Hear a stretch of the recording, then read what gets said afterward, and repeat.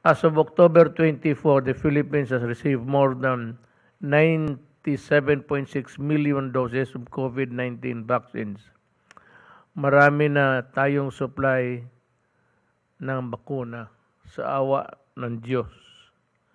I urge LGUs to come up with a more systematic and efficient way of finding out who among your constituents have not yet vaccinated.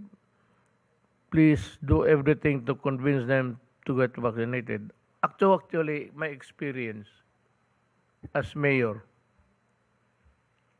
pag ang mayor sinabi niya gusto niya itong gawin, at talagang sabihin niya, he will impose his authority, gawin mo yan. Ginagawa talaga. Depende na lang sa, ewan ko, diskarte mo o your relations with.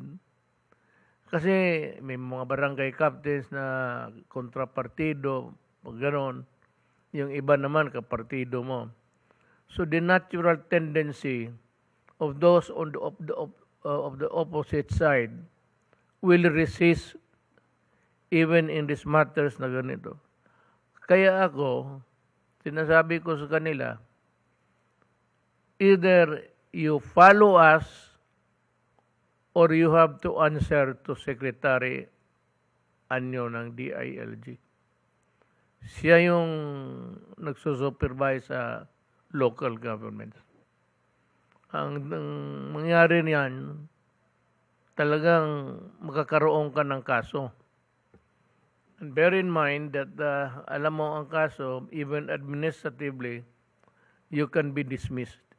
It includes dismissals from office, suspension, ganon, forfeiture of pay, or outright dismissal.